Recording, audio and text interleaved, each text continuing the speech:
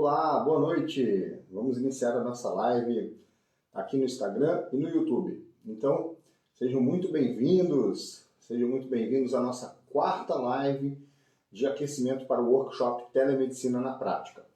Aqui falamos sobre como os médicos podem utilizar a telemedicina para ampliar os seus atendimentos e de forma segura. Eu sou Asdrubal César, sou médico especialista em medicina de família e professor universitário. E o tema de hoje é: médico, domine o medo da tecnologia e utilize a telemedicina na prática. Então, nessas 2 semanas, vamos fazer lives de aquecimento para o workshop Telemedicina na Prática. São lives diárias, de segunda a sexta, que antecedem o workshop Telemedicina na Prática, que vai acontecer entre o dia 9 e 14 de outubro, tá? Então, a primeira aula vai ser no dia 9 e a última no dia 14 de outubro. Então, fique à vontade aqui para perguntar, aqui no chat do Instagram ou no YouTube, no chat do YouTube, e a gente vai falar sobre médico, domine o medo da tecnologia e utilize a telemedicina na prática. Então, primeiro, para começar, vou falar sobre a definição de medo, E medo é uma palavra que vem do latim, tá? Que seria metos. E no grego todos conhecem, a fobia, que vem de phobos, Então o medo é um estado emocional resultante da consciência de perigo ou ameaças reais, hipotéticas ou imaginárias, muitas vezes relacionados a uma ansiedade, Então o medo também pode ter essa relação, De ansiedade, do que é desconhecido, gerar ansiedade ou gerar uma desconfiança, tá? O medo também é uma ausência, por exemplo, de coragem, Uma ausência de coragem para dar um primeiro passo, De você falar, bom, eu vou fazer algo, eu vou por aqui, eu vou por ali, Também, de, às vezes, queimar os barcos, Também existe essa expressão, Quando você precisa fazer algo que você nunca fez e deixar algo para trás, Então, várias situações a gente pode estar presente diante de alguns medos, E a gente precisa ter, às vezes, uma determinação, uma coragem, tá? Além disso, o medo pode ser relacionado a uma preocupação excessiva, Por alguma coisa que você tem em relação a um determinado fato real, ou como eu falei, às vezes até imaginário ou hipotético, tá? E diante de uma possibilidade, tá? Então, por exemplo, vamos falar da telemedicina, A pessoa que não conhece ainda, não sabe utilizar, ela pode ter um medo relacionado a, bom, agora eu fiz a consulta, e agora? Será que eu vou conseguir enviar os meus documentos digitais? Será que eu vou saber fazer uma receita digital? Será que isso que eu fiz está correto? Será que meus colegas médicos também fazem assim? E aí a pessoa fica com receio ou com medo por desconhecimento e às vezes não inicia o uso dessa ferramenta. Bom, outra coisa que gera muita preocupação nos colegas é a insegurança em relação ao exame físico. Não tem exame físico, como é que eu vou fazer? Então isso gera algum receio. E, por exemplo, hoje já se discute muito a questão da telepropedêutica médica. Tá? Então, alguns colegas têm o receio ou medo de não saber lidar com a tecnologia. Então a gente pode, como eu falei, em grego, phobos, é medo. Tá? E existe uma palavra aí para o medo da tecnologia, seria tecnofobos, uma fobia, uma tecnofobia, vamos dizer assim, uma tecnofobia, A pessoa tem medo da tecnologia, então ela fica com medo, de utilizar equipamentos eletrônicos, alguns até o medo pelo desconhecimento de se é seguro utilizar uma ferramenta em relação a questão da transmissão dos dados, do sigilo, da segurança, para você fazer o seu atendimento utilizando a telemedicina. Então, o desconhecimento do uso da ferramenta pode gerar um medo da tecnologia, a tecnofobia, não técnico, Aí você tem medo técnico de futebol, Tá? Então, a tecnofobia, Então, é um sentimento de ansiedade, às vezes desproporcional ao uso de um equipamento eletrônico. Tá? No caso aqui, vamos falar sobre a telemedicina. Tá? Então, a questão da tecnologia é muitas vezes paradoxal. Ela vem né, muito rápido, né, o avanço da tecnologia é muito mais rápido, às vezes, do que a gente consegue acompanhar. E isso também gera ansiedade, tá?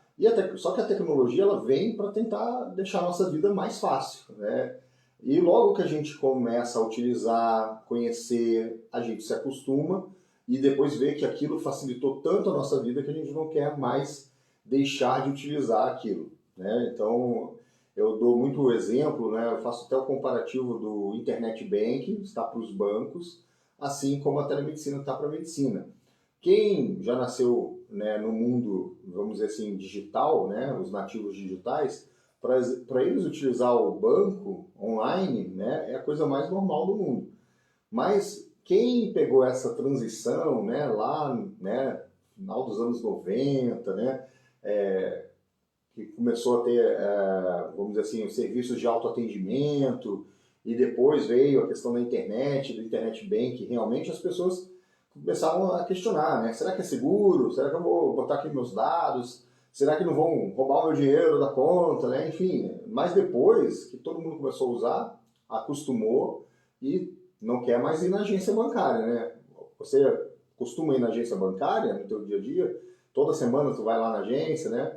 Eu acho que dá para, às vezes, passar um ano inteiro sem ir numa agência bancária, né? Eu já passei um ano, com certeza, sem ir numa agência bancária, tá? Agora, tem a questão relacionada à medicina, que as pessoas falam, mas tem que ir, né? Mas tem situações da medicina que, às vezes, o exame físico não é necessário, tá? Então, nesse momento, os pacientes vão querer também utilizar mais a telemedicina, às vezes até antes de ir no consultório. Eles vão querer conhecer o médico, falar com o médico antes, fazer entrevista clínica, para ver se há necessidade imperiosa de ir ao consultório, por exemplo. A gente está vivendo uma revolução, vai ter uma transição em relação a isso, tá? Então, essa transição, essas mudanças geram ansiedade, né? Então, para combater a ansiedade, a gente precisa conhecer e trabalhar, né, na questão do uso dessa ferramenta, da tecnologia, tá?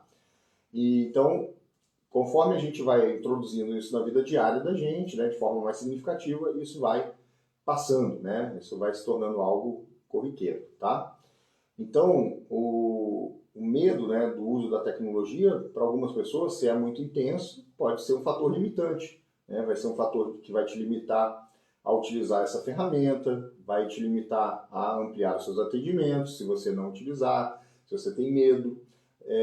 O medo também gera preconceito, então se você tem medo e preconceito, você pode ficar à margem, né, desse processo todo que a gente está vivendo, que está revolucionando aí a medicina, né, e a relação entre as pessoas, né? A tecnologia mudou a forma como a gente se relaciona, né? Então, isso aqui que a gente está fazendo há 20 anos atrás nunca me passou na cabeça, né, que eu ia estar conversando com vários colegas do Brasil todo através de uma câmera e um microfone direto da minha casa, né?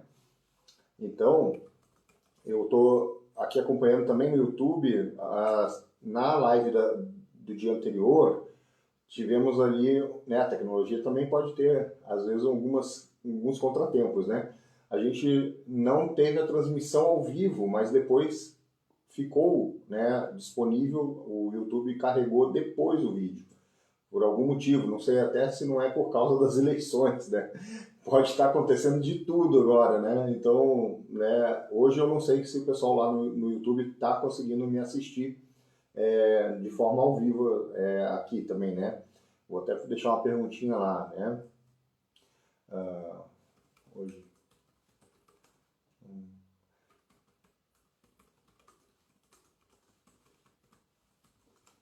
Vou deixar uma perguntinha lá se está funcionando. Mas ficou disponibilizado, né? No link que vocês receberam ontem, se acessar hoje vai ter o conteúdo, tá? Então, vamos lá, pessoal. Muitas vezes a gente pensa assim, essa questão da tecnologia... Opa, tem algumas perguntas, eu vou responder ao fim, tá, pessoal? As perguntas, tá? Mas eu vou voltar nas perguntas, tá? Vi algumas perguntas aqui, vou responder, tá? Só para não perder aqui, vamos dizer, o fio da meada aqui do tema. Então, como eu falei no início da live, né? Eu vou responder as perguntas no fim, tá? Aí eu vou passar ali no Instagram e as perguntas que deixaram, tá? Obrigado até quem está deixando aí um comentário, uma pergunta, tá bom? Mas então, como a gente estava falando de medo, né? Muitas vezes se associa a questão da tecnologia com jovens, né? Então, muitas vezes essa geração mais jovem vai ensinar as gerações mais velhas ou mais experientes, né, em alguns aspectos de vida, e eles vão poder também trocar essas informações, tá? Então, a gente tem essa questão aí que ajuda muito também as pessoas que estão, né, às vezes, eu sou de uma geração anterior a essa tecnologia toda, né?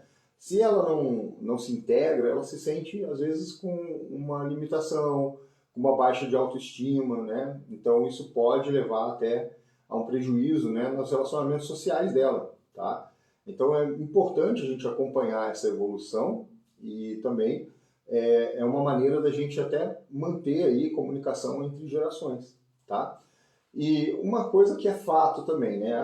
Eu tenho medo de utilizar as coisas. Uma frase que eu ouço muito, né? Eu não tenho jeito para tecnologia. Não sei. Uma frase que eu gosto é um termo que o pessoal usa assim: eu sou analfabeto digital, né? Mas olha lá, você que aprendeu, né? Que você fez medicina, tá? Que é um curso super concorrido, super difícil o curso, que te exige muito, né, mentalmente e até fisicamente, às vezes, também, né? Então, se você fez uma faculdade de medicina, uma residência, especialização, né, o que é você aprender uma outra coisa, né? Como utilizar uma ferramenta, né, como a telemedicina, né, e outras ferramentas para emissão de receita digital, né, que a gente utiliza na telemedicina. Então, quem aprendeu medicina, né, pode aprender qualquer coisa, né? Vamos pensar assim, né, pela dificuldade que é a faculdade de medicina em si, né? Então, é normal a gente sentir um receio, um medo, né? Pois é um estado emocional que surge em resposta a uma consciência perante uma situação eventual, né? Que a gente desconhece, né? Em relação a alguma coisa, ou de perigo, ou do desconhecido, tá? Então, você pode, né, vencer isso com conhecimento, tá? E eu também coloco a questão do preconceito, né? Porque o desconhecimento gera preconceitos, tá? Então, eu não conheço nada de telemedicina, não sei nada da resolução, eu não sei, não quero nem saber. Então, você está tendo um preconceito, né? Não leu nada, não viu nada e não quer nem saber, tá? Agora, a partir do momento que começa a conhecer, vai ver que é possível, que tem resolução, que tem segurança para fazer, e aí o preconceito cai, o medo cai e assim por diante, tá? Então, é uma questão que a gente não tem mais volta, né? Essa revolução digital, ela está acontecendo, a gente está vivendo ela, e eu falo que telemedicina não é futuro, ela já é presente e ela até já é passado, né? Porque a telemedicina não iniciou hoje, tá? Então, coisas que a gente viu também que não voltaram mais a ser utilizadas, né, com frequência, ou até mesmo ninguém mais usa, né? Carta escrita, né? Ninguém manda carta mais para outra pessoa praticamente, né? Telefone, né? Até o celular a gente usa mais os aplicativos de mensagem do que utilizar para falar mesmo, né? Então, o fax, né? Outro dia eu fui dar aula na universidade, né? Onde eu dou aula, no curso de medicina, uma aula que eu fui dar de semiologia, e aí eu comentei sobre fax, né? Que eu estava dando uma aula, inclusive, sobre telemedicina na graduação. E aí eu comentei sobre as primeiras experiências de telemedicina no Brasil que foram com um equipamento de fax. E o que aconteceu? A maioria dos alunos nunca tinha visto um equipamento de fax, nem sabiam o que era. Eu estava falando fax, eu só olhava caras de interrogação. E aí eu falei, bom, gente, eu acho que eu estou falando aqui algo que vocês não conhecem, né, e tal. Aí eu tive que explicar o que era um fax, né. Outro aparelhinho que muita gente nem conhece nem usa mais, o BIP, né, aqueles aparelhos de Messenger, né, na época, né. Então o BIP, né, é algo que também ninguém usa mais, né. Então as coisas vão mudando, né, e aí a gente viu também algumas coisas que até por não acreditarem nas mudanças acabaram desaparecendo, né. Um exemplo clássico, né, é a questão da Kodak, né? A Kodak todo mundo falava, era a marca de máquina fotográfica, de filme, todo mundo conhecia, mas a Kodak não acreditou na mudança para a fotografia digital. E aí aconteceu que ninguém mais fala de Kodak, a empresa foi-se, né? E aí sumiu, né? Então a gente teve muitas evoluções, né? A questão também, como eu falei, das relações, né? As relações de consumo também mudaram, né? As pessoas pedem alimentos, né? Uma comida em casa, tem os deliveries, né? O internet bank, a gente tem várias relações de consumo que mudaram e os serviços de saúde também, de certa maneira, estão mudando, né? Então as relações de consumo de serviços de saúde estão se transformando também, né?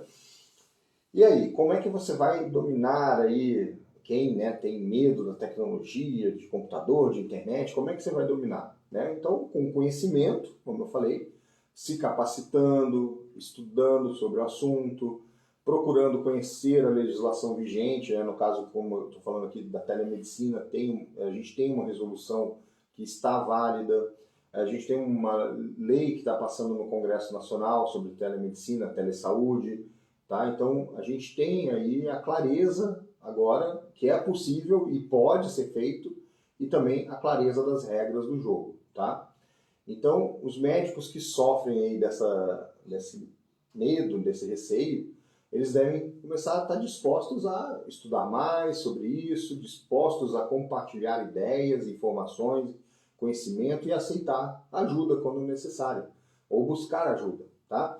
Praticar, né, também é importante. Então, eu quero começar a fazer telemedicina, mas eu não quero já sair atendendo, né? Como é que eu vou fazer? Pode praticar, treina com a tua secretária, com familiares, né? Você pode utilizar as ferramentas inicialmente com conhecidos para fazer um treinamento, né? Então, com a tua secretária, com um parente, né? Você que tem pessoas mais jovens em casa, adolescentes ou adultos jovens que já são mais habituados com a tecnologia, pode fazer com eles, né? E assim você vai vencendo, né, essas dificuldades e esses medos, tá? Inclusive no workshop eu tenho aí relatos de agora, né, alunos do curso de formação telemedicina e ex-alunos até do curso que já estão atuando, que falam, né, sobre o que eles tiveram aí de medo e dificuldades antes de iniciar, né, a telemedicina, antes de iniciar o curso de formação telemedicina na prática, e eles conseguiram superar e hoje estão utilizando a ferramenta no dia a dia deles. Tá? Então hoje eu falei da importância, né, de dominar o medo da tecnologia e utilizar a telemedicina na prática. Tá? E aí eu vou fazer um convite para você, né, que deseja iniciar e ampliar os seus atendimentos via telemedicina de forma segura. Então participe do workshop Telemedicina na Prática no dia 9 até o dia 14 de outubro. Um evento 100% online e gratuito, tá? Então você pode se inscrever no link da bio e aqui na descrição do vídeo do YouTube, tá bom? Eu acho que lá no YouTube a live vai ser transmitida posteriormente, né? Porque acho que por causa da questão das eleições está tudo muito com delay, né? E então lá vai ser transmitido. Mas aqui, né, eu vou buscar aqui as perguntas que nos deixaram, tá? Vou encerrar lá no YouTube e vou continuar aqui no Instagram, tá? Então vamos seguir aqui no Instagram.